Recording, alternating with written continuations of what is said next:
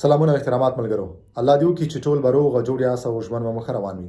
د یو نوې ویډیو د یو نوې موضوع سره بیا ستاسو خدمت کې حاضر یم. ملګرو، یو ورور پوښتنه مې راخیستې ده، خو د جواب ورکولو نه مخکې درته یو مهمه خبره کوم، او هغه دا ده چې ما فیصله کړې ده چې دې نه بعد به هره ورځ تاسو ته زه یو ویډیو جوړوم او ستاسو پوښتنې صرف او صرف د یوټیوب چینل نه به زه ستاسو پوښتنې رالم. په دغو پوښتنو به زه دلته ویډیوګانې جوړوم. تاسو کوشش وکړئ چې دې نه بعد خپلې پوښتنې صرف او صرف دلته په یوټیوب چینل باندې پرېږدئ، ترڅو زما دپاره اسانه وي، زما دپاره یو ځای او تاسو هم په خپل وخت باندې خپل جوابونه ترلاسه کوئ. ځکه اکثرا ملګري دا ګیله کوي چې تا زموږ د پوښتنې جواب نه دی راکړی دی، ما دومره وخت کېږي چې پوښتنه کړې ده، تاسو جواب نه ورکوئ. نو زه کوشش کوم دې نه بعد چې صرف او صرف د یوټیوب چینل په کمنټ سیکشن کې چې کوم ملګرو پوښتنې کړي دي د هغو پوښتنو زه جواب ورکړم. نو تاسو هم خپلې پوښتنې صرف او صرف دلته پرېږدئ ترڅو زما دپاره اسانه وي. اوس راځم، یو ملګري دلته پوښتنه کړې وه چې زه اوپرا رد کړی یم او سندیا هم رد کړی یم. اوس ما سره کم آپشن پاتې دی؟ د غرور ته دا ویل غواړم چې اوس تا سره غږزامه آپشن پاتې دی. ته باید غږزامه وکړې او غږزامه کولو دپاره باید ته وکیل ونیسې. غږزامه څه ته ویل کېږي؟ غږزامه چې کوم دا د مطلب دا دی چې دوباره باید ستا په دوسیه ستا په کیس باندې کتنه وشي.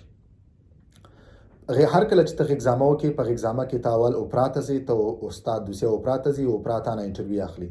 هغې نه بعد احیانا که ته چېرته رد کېږي، اوپرا تا له منفي درکوي، نو ته هغې نه بعد تا له سندیا چانس درکوي او ته سندیا ته ځې. په سندیا کې ته بیا انټرویو ورکوې. نو هر کس چې هغه اوپرا رد کړي او بیا یې سندیا کې هم منفي واخلي، دوی سره اخرنی چانس یا اخرنی آپشن چې کوم دی هغه غږزامه کول دي.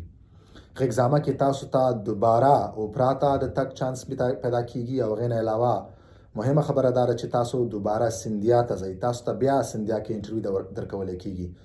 زه اکثرا ډېر داسې ملګري پیژنم چې هغو په غږزامه کې اسناد اخیستي. نو هر هغه ملګری چې په دغه حالت نه وستیریږي، دوی دې ډېر تشویش ورته نه کوي، څه خبره نه ده، دوی دې بیرته غږزامه وکړي او غږزامه کې دوی سره چانس شته چې دوی اسناد واخلي. ځکه دوی اوپرا ته ځي، احیانا که چېرې اوپرا کې رد کېږي نو بیا سندیا ته ځي. نو تاسو سره دوه انټرویوګانې دي، دوه چانسونه دي. نو تاسو بیرته غږزامه کولی شئ او هغې کې تاسو اوپرا ته ځئ، اوپرا کې که چېرته منفي اخلئ بیا تاسو سندیا ته ځئ. نو ویډیو همدومره وه. ملګرو، که تاسو هر قسم پوښتنه لرئ، خپله پوښتنه دلته په یوټیوب چینل په کمنټ سیکشن کې پرېښودلی شئ. انشاءالله په خپل وخت به زه ستاسو د پوښتنو جوابونه درکوم. مننه. په مخه.